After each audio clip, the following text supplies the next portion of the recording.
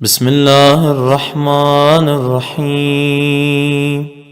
اللہ فرماتا ہے وَلَا سَوْفَ يُعْطِيكَ رَبُّكَ فَتَرْضَىٰ، جلدی ہی اللہ آپ کو وہ عطا کرے گا کہ آپ اس سے راضی ہو جائیں گے۔ لام بھی جلدی کے لیے اور سوفا خود جلدی کے لیے۔ وَلَا سَوْفَ، جلدی ہی يُعْطِيكَ رَبُّكَ، تیرا رب تجھے عطا فرمائے گا، فَتَرْضَىٰ، کہ تو اپنے رب سے راضی ہو جائے گا۔ دنیا اللہ کو راضی کرنا چاہتی ہے، اللہ اپنے حبیب کو راضی کرنا چاہتا ہے۔ اللہ اکبر، کیا عظمت ہے سرکار کائنات کی۔ سامعین، اللہ کہتا ہے ہم وہ قبلہ دیں گے جسے تو راضی ہو جائے گا، وہ قبلہ دیں گے جسے تو راضی ہے۔ نہیں دنیا راضی نہیں، اللہ راضی نہیں، سرکار کائنات کی رضا، یہ اللہ بار بار لکھ رہا ہے۔ آپ کو پتہ ہے جب رخ نماز تبدیل کرنے کے لیے جبرائیل نے آ کر سرکار کائنات کو قبلے کی طرف موڑا، بیت المقدس، جیسے جیسے سرکار مڑتے رہے ویسے ویسے علی مڑتے رہے۔ علی سے کسی نے پوچھا یا علی، رسول اللہ پر تو وحی آئی تھی، جبرائیل نے موڑا تھا، آپ کیسے مڑ گئے؟ آپ نے کہا میرا قبلہ سرکار کائنات ہیں، جدھر وہ جاتے ہیں ادھر میں مڑتا چلا جاؤں گا۔ صلوات پڑھے محمد وعلی محمد، صلی علی محمد وعلی محمد۔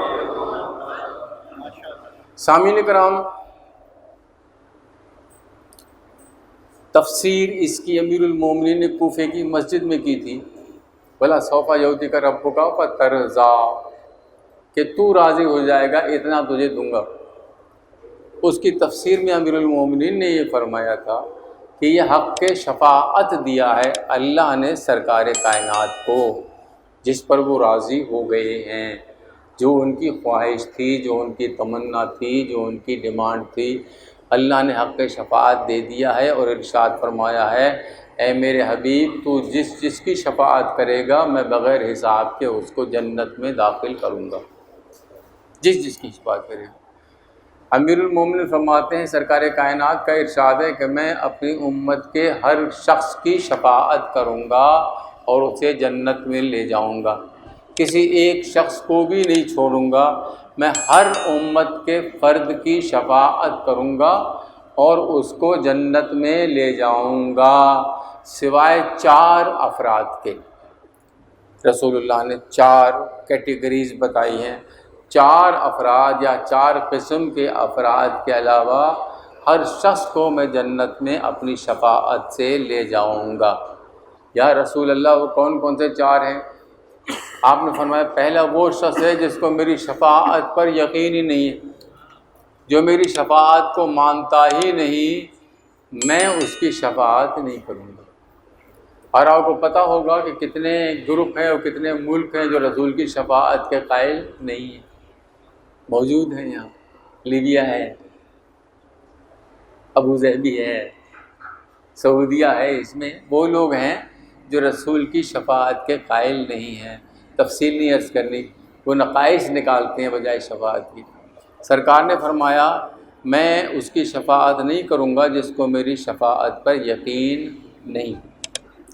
دوسرا کہ میں اس شخص کی شفاعت نہیں کروں گا جس کے ذمے میری امت کے مظالم ہوں گے، مظلمے ہوں گے، میری امت کے کسی فرد پر جس نے ظلم کیا ہوگا میں اس کی شفاعت نہیں کروں گا۔ علی آ گیا ہو، یہاں بیٹھو میرے سامنے، ادھر چلو، ادھر آؤ، میں اس کی شفاعت نہیں کروں گا۔ اب سمجھ لیں اس چیز کو، ادھر آ جائیں، رضا آ گیا ہو، آگے آؤ۔ ہمارے ذمے مظلمے تو نہیں کسی کے، ورنہ شفاعت نہیں ملے گی ہمیں۔ ہماری نیکیاں تو اس قابل ہیں ہی نہیں کہ شفاعت ملے۔ وَمَن يَعْمَلْ مِثْقَالَ ذَرَّةٍ خَيْرًا يَرَهُ وَمَن يَعْمَلْ ذَرَّةً شَرًّا يَرَهُ، وہ ایک مثقال جو شر ہوگا وہ بھی تو سامنے آئے گا، اور اللہ جانے کتنے ہر پورے دن میں شر ہوتے ہیں، ہماری برائیاں خرابیاں ہمیں آتی ہیں، عیب آتے ہیں۔ مظلمے اگر ہمارے ذمے ہیں تو ہمیں معافی نہیں ہے، لوگوں کے حقوق اگر ہمارے ذمے ہیں تو ہمارے لیے معافی نہیں ہے۔ اس کے لیے کیا کریں؟ سامعین، پہلی چیز تو یہ ہے کہ کسی کے حقوق ہیں اس کو واپس کریں، دیں اس کو۔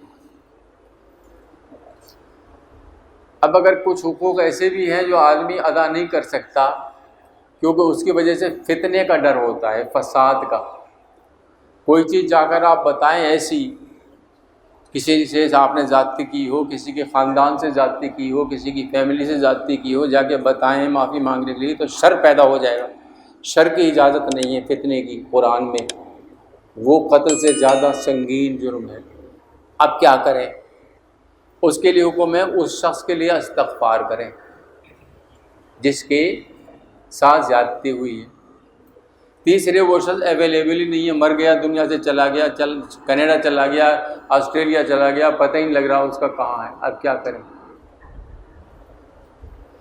اس کے حق میں دعائے خیر کریں، فاتحہ کریں اس کے حق میں، اللہ وہ حقوق معاف کر دے گا۔ اب یہ بھی صورت نہیں ہے، ہم نہیں کر سکتے، ہمارے پاس سورسز بھی نہیں ہے کہ ہم کسی کے حقوق ادا کر سکیں، ہمارے پاس اویلیبل ہی نہیں ہے وہ آدمی جس کے ہم حقوق معاف کرا سکیں، کچھ نہیں کر سکتے۔ اب کیا کریں؟ پھر علاج بتایا ہمارے معصومین نے کہ اگر کچھ نہیں کر سکتے اپنے گناہوں کی معافی کے لیے تو محمد و آل محمد پر صلوات بھیجا کرو، اللہ تمہارے گناہوں کو معاف کر دے گا۔ اللہم صلی علی محمد و آل محمد۔ دوسرے وہ شخص ہیں جنہوں شفاعت میری نہیں ملے گی جن کے ذمے مظلمے ہیں۔ تیسرے کون ہیں؟ اب تیسرا کہتا ہوں تو لوگ تھوڑے سے ناراض ہو جاتے ہیں۔ تیسرے وہ لوگ ہیں جو جان بوجھ کر نماز ترک کرتے ہیں۔ بے نمازی کی شفاعت نہیں ہے جو جان بوجھ کر نماز ترک کرتے ہیں۔ سامعین کرام، نماز پڑھنے کے لیے ٹائم نہیں ملتا لوگوں کو، ان کے متعلقین یہاں بیٹھے ہوئے ہیں جن سے میری ڈسکس ہوئی تھی، اب دنیا میں نہیں ہے۔ میں نے ان سے کہا تھا کہ بھائی، وہ کہتے تھے ٹائم ہی نہیں ملتا، رات کے 2 بجے تک جانا پڑتا ہے دعوتوں میں، کھانوں میں، لوگوں کے ملنے ملانے میں، پھر ٹی وی دیکھنا، ٹی وی پر مجلس سننا، موبائل میں مختلف قسم کی چیزیں، وقت ہی نہیں ملتا، 3-4 بجے تک تو یہی رہتا ہے، پھر سو جاتے ہیں۔ تو اب میں نے کہا کہ آپ نہ سوئیں، نماز پڑھ کے سوئیں، فجر کی نماز پڑھ کر سوئیں۔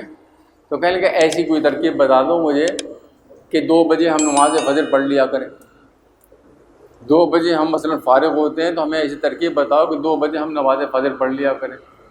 میں نے کہا وہ بھی بتا دیتا ہوں میں تو، 2 بجے نماز فجر کی نیت کر کے پڑھا کرو، کل کی، یسٹرڈے کی قضا واجب قربتاً اللہ، وہ کل والی ہو گئی، اگلے دن پھر آج والی قضا واجب، کچھ تو ہوگا۔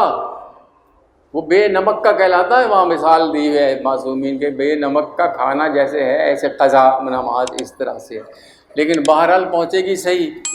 نماز کی معافی نہیں ہے، یہ بات میں کئی دفعہ بتا چکا ہوں، جو اب بتانے جا رہا ہوں اب، کہ نماز ہمارے کتنے امام ہیں؟ 12 امام ہیں نا۔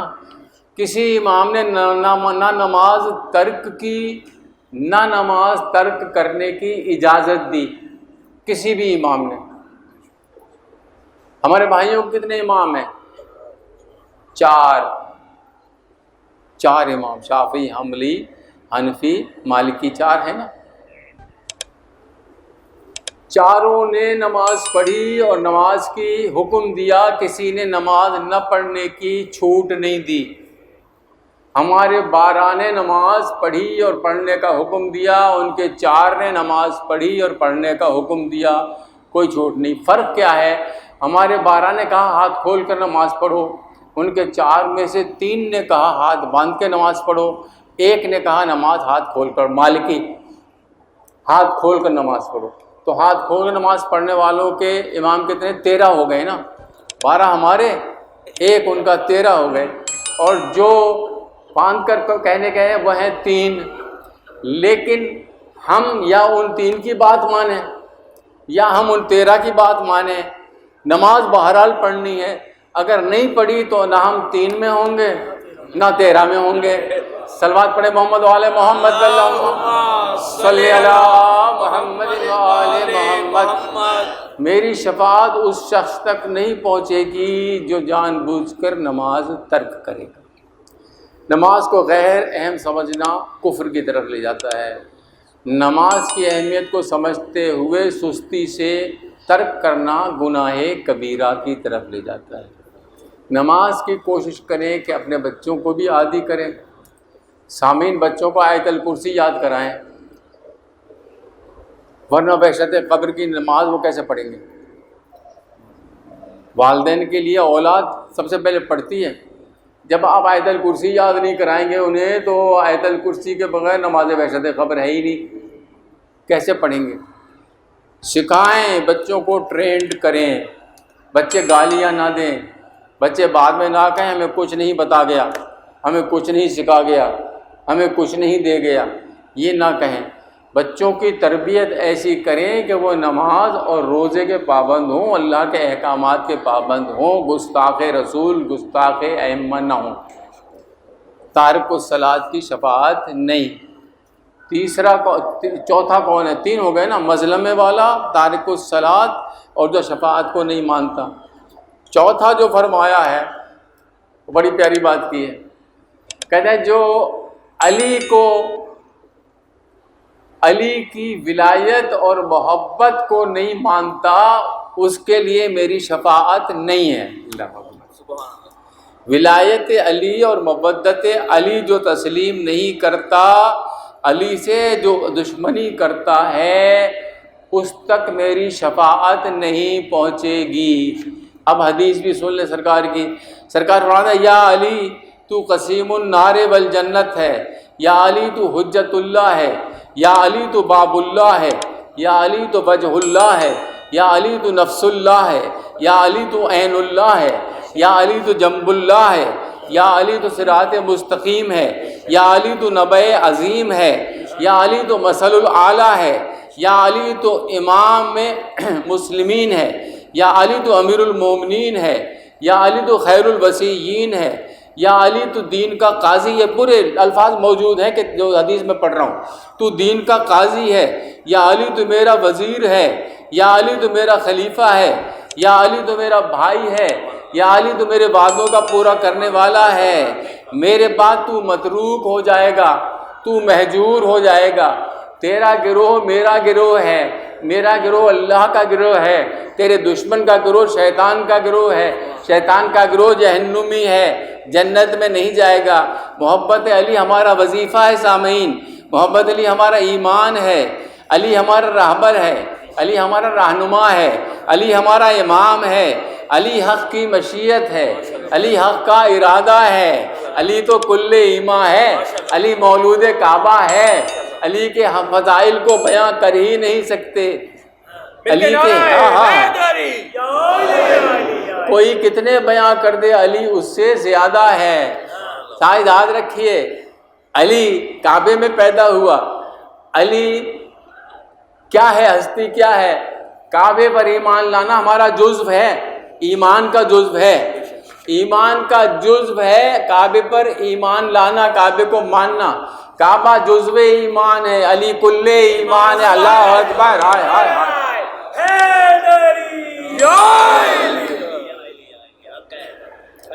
در علی پر آئیں نجات ملے گی، در سیدہ پہ آئیں نجات ملے گی. اس در پہ فرشتے آتے ہیں، کبھی جھولا جھلاتے ہیں، کبھی چکی چلاتے ہیں، کبھی روٹیاں لے جاتے ہیں، کبھی لباس لے کر آتے ہیں. شاعر نے کہا ہے بی بی پاک کے فضائل سے، یہ چوب آسیہ بی بی کی مٹھیوں میں نہیں. آسیہ کسے کہتے ہیں؟ چکی جو چلائی جاتی ہے نا اسے آسیہ. چوب کہتے ہیں جیسے پکڑ کے چلاتے ہیں چوب. یہ چوب آسیہ بی بی کی مٹھیوں میں نہیں، مدار گردش لیل و نہار ہاتھ میں ہے. اللہ اکبر. یہ چوب آسیہ بی بی کی مٹھیوں میں نہیں، مدار گردش لیل و نہار ہاتھ میں ہے. علی نے کھائی ہے زہرا کے ہاتھ کی روٹی، تبھی تو قوت پروردگار. اللہ اکبر. اس در پر آئیں، یہاں سب کچھ ملے گا۔ اللہ اکبر، بِإِذْنِ اللہ، یہاں یہ سب دینے پر قادر ہیں بِإِذْنِ اللہ۔ رزق بھی ملے گا، صحت بھی ملے گی، ایمان بھی ملے گا، جنت بھی ملے گی۔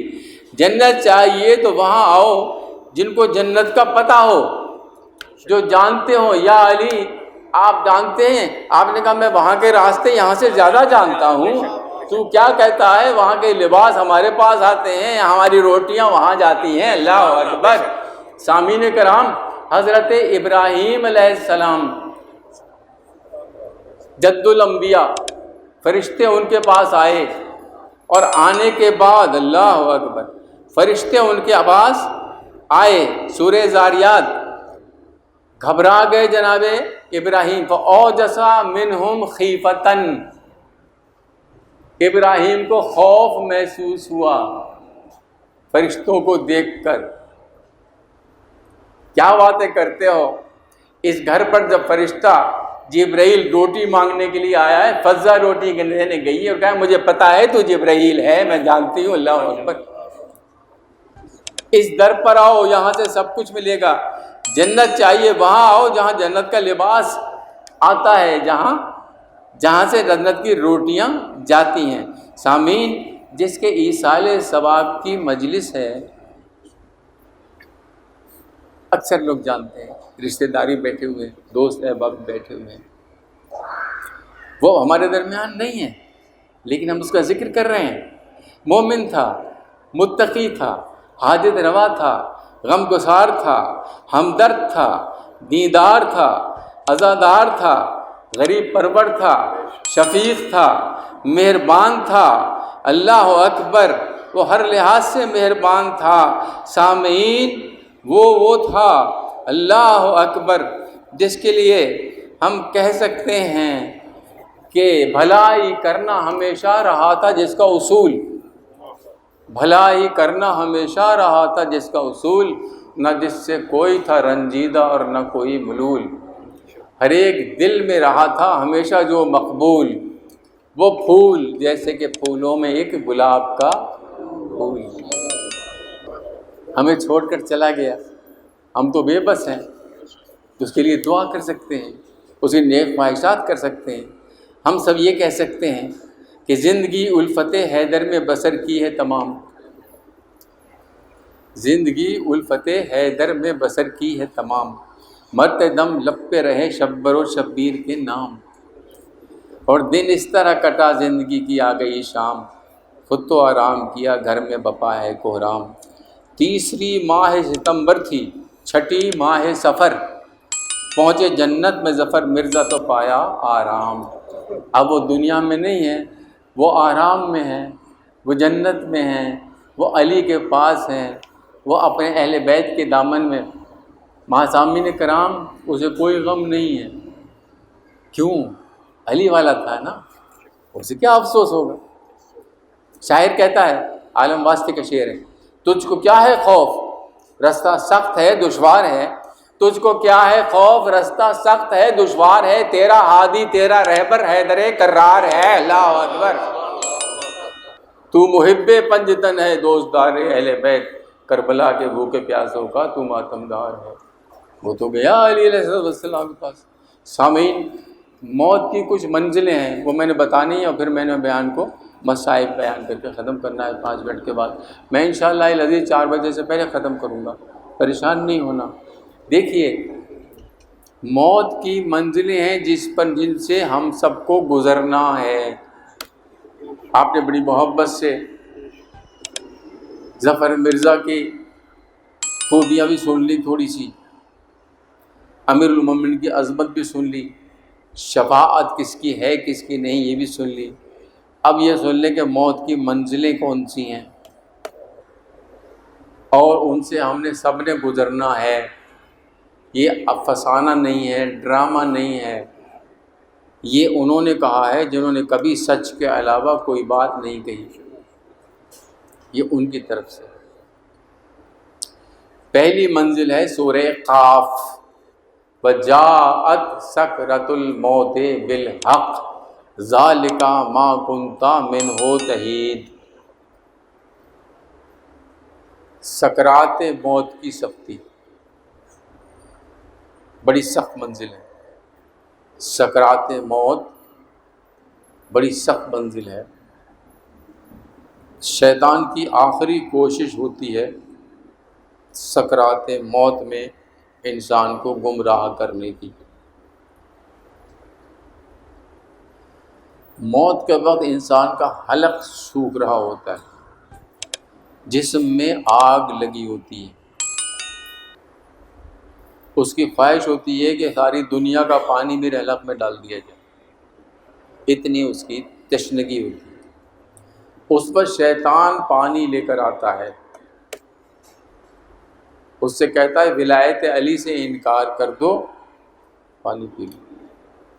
اب جو اس کے پنجے میں آ گیا، نہ اسے پانی ملتا ہے، نہ ولایت علی ملتی ہے، نہ ایمان ملتا ہے، کافر اٹھتا ہے دنیا سے. یہ سکرات موت کی سختی کا وقت ہے جس میں حکم ہمیں یہ ہے آیت الکرسی پڑھو مرتے وقت. اس کے سامنے نہیں پڑھ سکتے لا حول ولا قوت الا باللہ العلی العظیم پڑھو تاکہ شیطان دور رہے. مرتے والے آدمی کے حلق میں پانی ڈالو تاکہ شیطان کے فریب میں نہ آئے. یہ تو حکم ہے اس وقت کا. لیکن سکرات موت کی سختی سے بچنے کا جو نسخہ دیا ہے معصومین نے، وہ بھی میں آپ کو دے دیتا ہوں. زندگی میں ہم نے کیا کرنا ہے جو ہمیں سکرات موت کی سختی سے اللہ نجات عطا فرمائے. سب سے پہلی چیز، والدین کی اطاعت کرنے والا سکرات موت کی سختی میں گرفتار نہیں ہوگا. اطاعت والدین. ہم اپنے والدین سے ڈرا کرتے تھے، آج کل والدین بچوں سے ڈرتے ہیں. یہ حالت ہو گئی. یہ سکرات موت کے لیے تیار رہیں. والدین کی اطاعت لازم ہے ہمارے اوپر. قضا رب کا 4 جگہ کہا ہے قرآن نے، فیصلہ کر دیا ہے تیرے رب نے، فیصلہ ہو گیا، ڈیسائیڈ ہو گیا ہے، فائنل ہو. قضا رب کا اللہ تعبدوا الا اياه وبالوالدین احسانا. والدین سے حسن سلوک اللہ کا حکم، بار بار حکم ہے. والدین سے حسن سلوک ہمیں سکرات موت کی سختی سے نجات دلائے گا. دوسرا کیا ہے؟ صلہ رحمی. صلہ رحمی 1% بھی نہیں ہے لوگوں کے پاس. کیا ہے صلہ رحمی؟ صلہ رحمی ہے اپنے بلڈ ریلیٹیوز کے ساتھ اچھا سلوک کرنا، خونی رشتہ داروں کے ساتھ. شیخ صاحب کہہ رہے ہیں میں کرتا ہوں ماشاءاللہ، اللہ تعالیٰ اور توفیق دے لوگوں کو. ایک ہی ہاتھ اٹھاؤ، میں کرتا ہوں. سامنے کرام، رشتہ داروں کے ساتھ، رشتہ دار کون ہیں؟ رحمی. صلہ رحمی، رحمی رشتہ دار کون کون ہیں؟ ماں باپ، بہن بھائی، خالہ ماموں، پھوپھی چچا، یہ رحمی رشتہ دار. شادی کے بعد، بچوں کے بعد ہم ان سے قطع تعلق کر لیتے ہیں. نہ بھائیوں سے تعلق رہتا ہے، والدین زندہ ہیں نہ ان سے تعلق رہتا ہے، چچا اور پھوپھی وغیرہ سے تو رہتا ہی نہیں ہے. جو لوگ ان سے تعلقات ختم کر دیتے ہیں وہ سکرات موت کی سختی کے لیے تیار رہیں. اگر سکرات موت کی سختی سے بچنا چاہتے ہیں، ان کی مدد کرنے کی ضرورت نہیں ہے، تعلقات، سلام دعا رکھیں، اللہ تعالیٰ سکرات موت کی سختی سے محفوظ رکھے گا. تیسری چیز، یہ سب کر لیں گے آپ، بہت آسان. دعائے فرض کم از کم دن میں 1 مرتبہ پڑھ لیا کریں. اللہم کن لولیک الحجۃ ابن الحسن صلواتک علیہ وعلی آبائہ. یہ جو ہے 1 دفعہ ضرور پڑھ لیا کریں. نماز کے بعد لوگ پڑھتے ہیں، کئی جگہ نماز کے بعد نہیں پڑھتے، آپ نماز پڑھتے ہیں. 1 دفعہ کم از کم پڑھ لیا کریں. سکرات موت کی سختی سے اللہ تعالیٰ نجات عطا فرمائے گا. پہلی چیز، ٹائم زیادہ گزر گیا پہلی چیز میں، اس لیے دوسری چیزوں کو میں کرٹیل کروں گا، کم ذرا تھوڑا. دوسری چیز ہے عدیلہ عند الموت. عدیلہ عدول سے ہے، عدول ریورٹ ہونا، واپس ہو جانا. عدیلہ عند الموت کے وقت انسان اپنا ایمان ضائع کر دیتا ہے. موت کے وقت، آخری وقت، سکرات موت کی سختی میں انسان اپنا ایمان ضائع کر دیتا ہے. ہمارے چھٹے امام، امام جعفر صادق علیہ السلام، صلی اللہ محمد، آپ نے فرمایا اکثریت ان لوگوں کی ہے جو مرتے وقت جن کا ایمان واپس لے لیا جاتا ہے، چھین لیا جاتا ہے ان سے، واپس لے لیا ان کے اعمال کی بنا پر. یہ ہے عدیلہ عند الموت، مرنے سے پہلے ایمان ختم. اس کا کیا علاج ہے؟ آسان علاج ہے اس کا. سب سے پہلی چیز ہے قرآن کی آیت پڑھا کریں دعائے قنوت میں. کبھی کبھی ہفتے میں ایک دفعہ پڑھ لیا کریں، ہفتے میں ایک دفعہ پڑھ لیا کریں. ربنا لا تزغ قلوبنا بعد اذ ہدیتنا وہب لنا من لدنک رحمۃ انک انت الوہاب. اگر آپ یہ پڑھیں گے تو اللہ عدیلہ عند الموت سے آپ کو اپنی حفظ و امان میں رکھے گا. دوسرے چھوٹی سی دعا ہے، دعائے عدیلہ کہلاتی ہے. یہ بھی بڑی دعا بھی ہے، ایک دعائے عدیلہ، ایک چھوٹی دعا ہے. یہ دعا بڑی نہیں بتا رہا، چھوٹی بتا رہا ہوں. رضیت باللہ ربا وبمحمد نبیا بالاسلام دینا بالقرآن کتابا بالکعبۃ قبلۃ بعلی ولیا واماما وبالحسن والحسین آن ورڈ 12 اماموں کا نام اماما بما تولی من اعداء تبرع فی دنیا الآخرہ.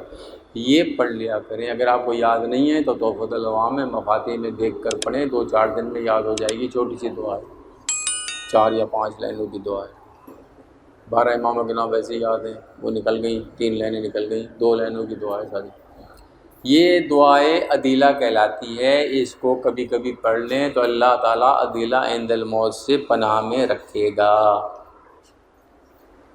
تیسری منزل وحشت قبر. وحشت قبر کیا کہتے ہیں؟ وحشت ہوتی ہے نہیں، وحشت قبر اکیلا پن ہے. فرسٹ نائٹ ہے جو اکیلے گزرتی ہے انسان کی، پہلی رات ہے.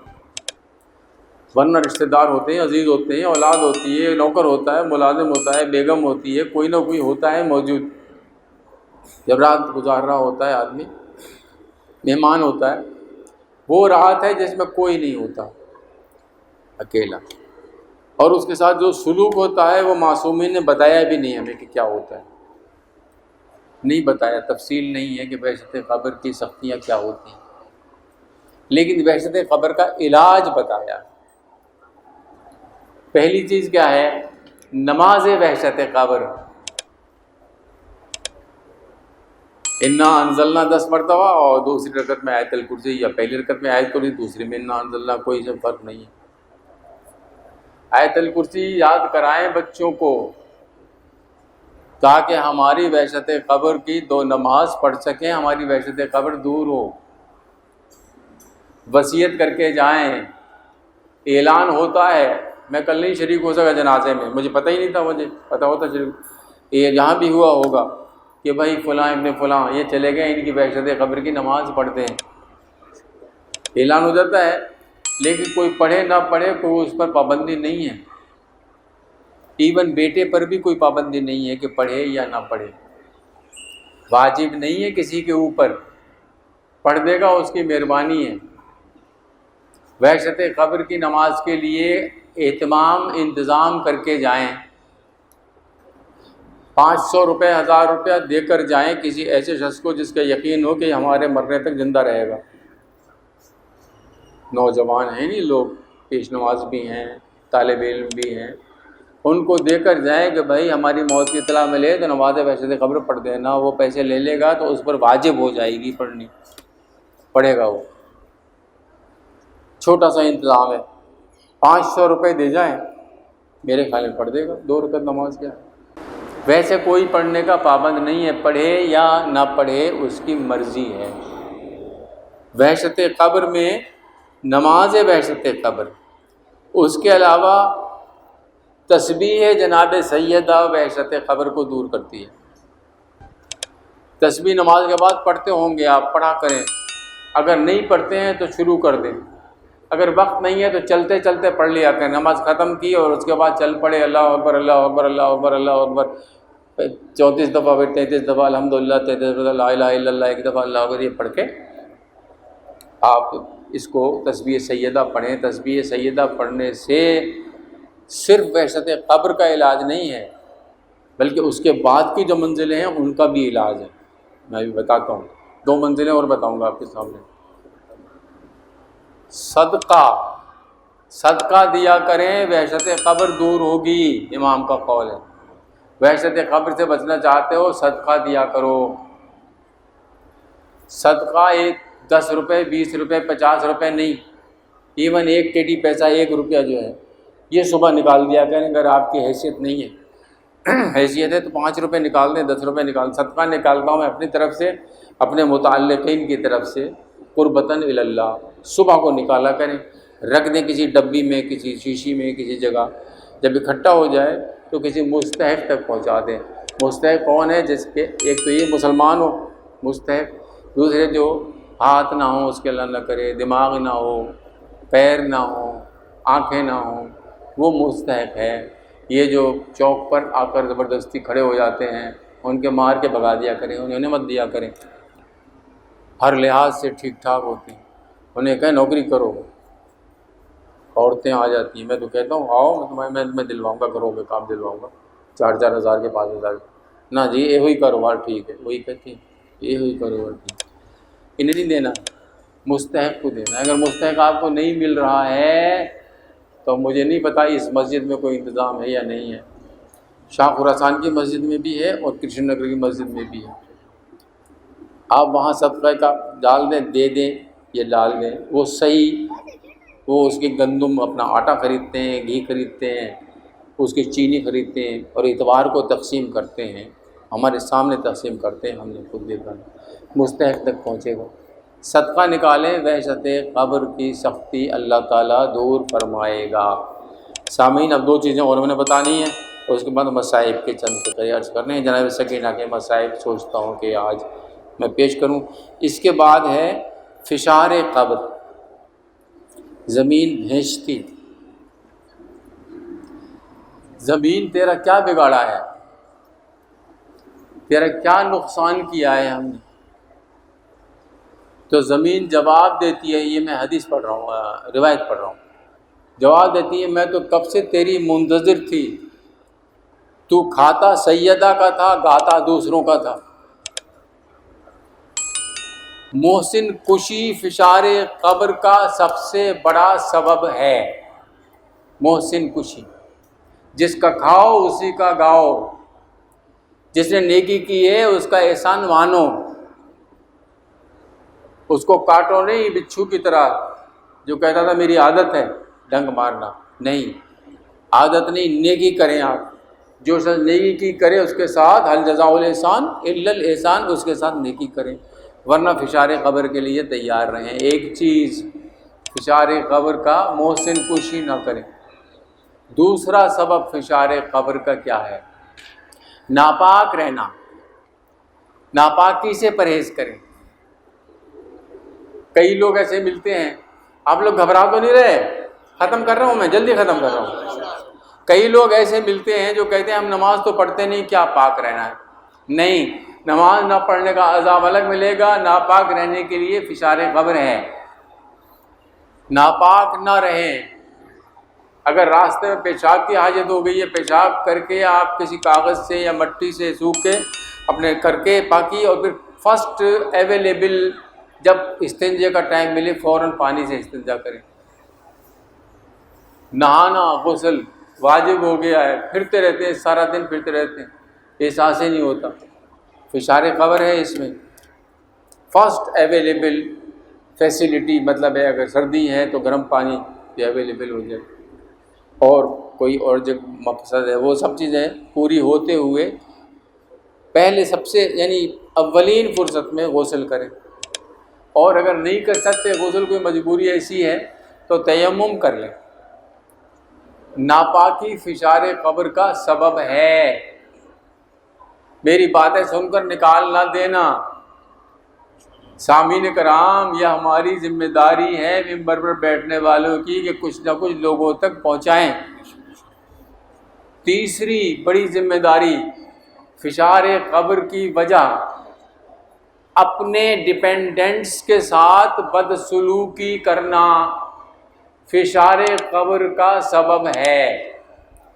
جو لوگ آپ کے زیر سایہ ہیں، جن کا کھانا پینا لباس آپ کے ذمے ہے، بیوی بچے، کوئی ملازم مستقل ہے، وہ والدین اگر زندہ ہیں رہ رہے ہیں، وہ جو آپ کے ڈیپینڈنٹس ہیں، ایسا نہ کریں کہ آپ دفتر میں یا دکان پہ اچھا کھا کر آ جائیں اور انہیں آ کر 10 روپے 20 روپے پکڑا دیں اپنے بیگم کو کہ لوگوں جی منگوا لو اور کھا لو، میرے پاس تو کچھ نہیں۔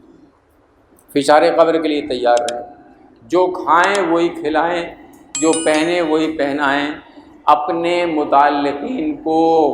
یہ فشار قبر کے دور کرنے کا ذریعہ ہے۔ سامعین، اس کے بعد 5ویں چیز ہے نکیرین کا آنا۔ نکیرین آئیں گے اور سوال جواب کریں گے۔ کیا پوچھیں گے؟ تو نے روزہ رکھا نہیں رکھا، نماز پڑھی نہیں پڑھی؟ نہیں، اصول دین پوچھنے ہیں انہوں نے۔ تیرا رب کون ہے؟ تیرا نبی کون ہے؟ تیرا امام کون ہے؟ تیرا کعبہ کون ہے؟ تیرا کتاب کون سی ہے؟ یہ پوچھا جائے گا۔ اب اس میں اللہ توفیق دے ہمیں، ہماری زبان چل سکے، یہ ہے اصل چیز، توفیق ربانی۔ وہ کیسے چلے گی؟ وہ علی کی محبت سے چلے گی۔ محبت علی ہے تو زبان جواب دے گی۔ علی کہتے ہیں پریشان نہ ہونا، ملائک سے پہلے ہم تمہارے پاس موجود ہوں گے۔ اللہ اکبر۔ شاعر کہتا ہے قبر میں ڈرتا تھا میں جب تک نہ آئے تھے علی، قبر میں ڈرتا تھا میں جب تک نہ آئے تھے علی، اب ملک گھبرا رہے ہیں گفتگو کرتے ہوئے۔ اللہ اکبر۔ علی علی کریں انشاءاللہ، ملائک کے لیے علی علی کہنے ہی کافی ہے۔ ایک شاعر ہے انڈیا کا، اس نے ایک شعر کہا ہے، آپ یہ پتہ ہے میں شاید یہاں سمن آباد میں ایک دفعہ بیان بھی کر چکا ہوں یہ چیز، پتہ نہیں آپ لوگوں نے کسی سے۔ ایک محاورہ اردو میں ہے کھڑے کھڑے، کھڑے کھڑے مطلب امیجیٹلی، فوری۔ میں نے اپنے بدتمیز ملازم کو کھڑے کھڑے نکال دیا، بھائی جان سر جی کھڑے کھڑے میری بات سن لیں۔ اس نے کھڑے کھڑے میری بات سن لی، میرا مسئلہ حل کر دیا۔ کھڑے کھڑے امیجیٹلی، فوری۔ شاعر نے کہا ہے کہ قبر میں جب گیا، میری لحد میں آئے فرشتے بڑے بڑے، میری لحد میں آئے فرشتے بڑے بڑے، مولا علی کو میں نے پکارا پڑے پڑے، مولا علی کو میں نے پکارا پڑے پڑے۔ اب میں نے پکارا، علی کا نام لیا منہ سے، تو منکر نکیر میرے دہن، میرا دہن چومنے لگے، منکر نکیر میرا دہن چومنے لگے، مولا نے بخشوا دیا مجھ کو کھڑے کھڑے۔ ہائے ہائے یا علی یا علی یا علی یا علی یا علی، اللہ اکبر، یا رسول اللہ، یا علی یا علی یا علی یا علی، اللہم صلی علی محمد۔ سامعین، کیا قصور تھا 4 سال کی بچی کا؟ اس نے کیا کیا؟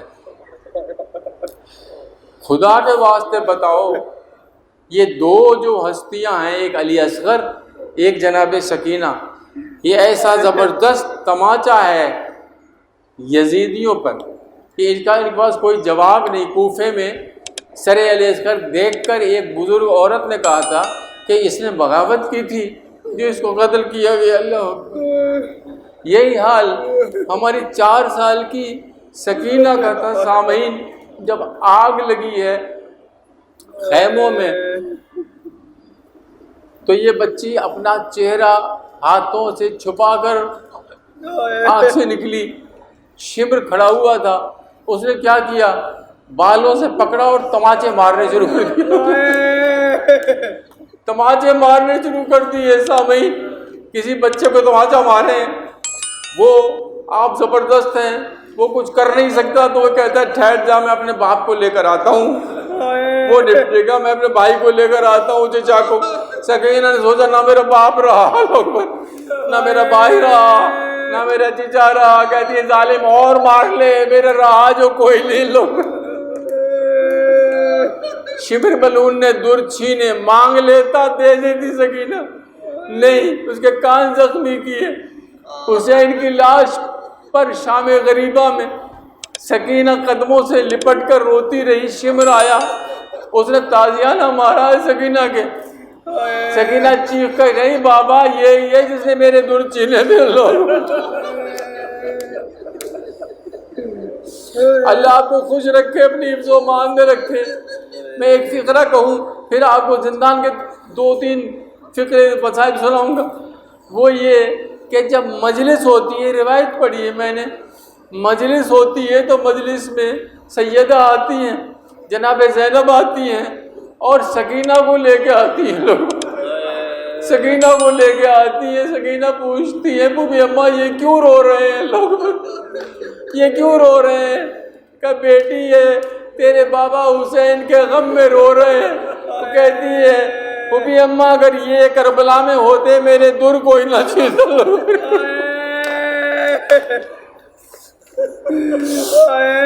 اللہ اکبر. زندان شام میں دربان کے پاس جاتی تھی, کہتی تھی دروازہ کھول دے میرا دم گھٹا جا رہا. اللہ وہ کبھی ڈانٹ دیتا تھا, کبھی مار دیتا تھا.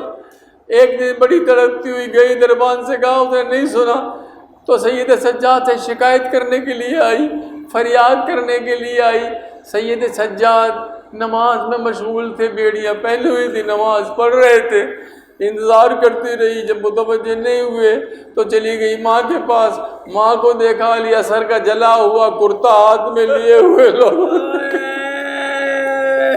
کھڑی رہی. وہاں سے نکلی, زینب کے پاس گئی, دیکھا علی اکبر کو یاد کر رہی ہے, متوجہ نہیں ہوئی, زمین پہ لیٹ گئی. لیٹ کے کہا بابا شام کی بچیاں نرم بستروں پہ سو رہی ہے, میں زندان شام کی زمین پہ لیٹی رو رہی ہوں. بابا میں 4 سال کی عمر میں ضعیفہ ہو گئی. زندہ کا اندھیرا مجھے سونے نہیں دیتا, روتی ہوں تو ظالم مجھے رونے نہیں دیتا. زندہ کی زمین پر وہ پچھاڑے کبھی کھاتی اور ننھے سے ہاتھوں سے کبھی پیٹتی چھاتی. زندان کے در پر کبھی آتی کبھی جاتی, آواز کبھی دیکھے بابا کو سناتی, روتی رہتی تھی. سر حسین آ گیا, یزید نے بھجوا دیا. سر حسین کو سینے سے لگا کے رونا شروع کر دیا. بابا مجھے یہ شمر گھوڑوں کے ساتھ پیدل بھگاتا تھا, میرے سامنے پانی پھینک دیتا تھا مجھے. روتے روتے خاموش ہو گئی. جناب زینب نے کہا رباب بچی سو گئی ہے, اس کو لے لو گود میں. رباب گئی, دیکھا ایک دم سجاد کو آواز دی, سجاد دیکھو تو صحیح میری بیٹی کو کیا ہوا. لیکن سجاد آئے, دیکھا, کہتے انا للہ انا الیہ راجعون.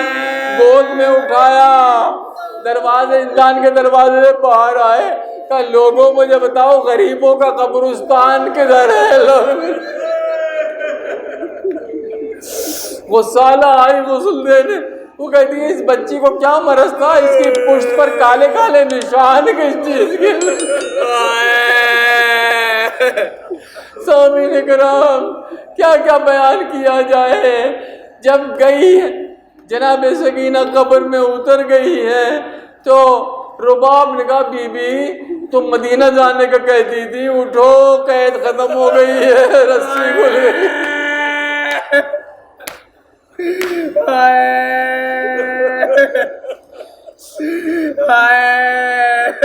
پروردگارا کب تک ہم روتے رہے, ہمارے امام کے ظہور میں تعجیل فرما. لبیک یا حسین, لبیک یا حسین, لبیک یا حسین لبیک یا حسین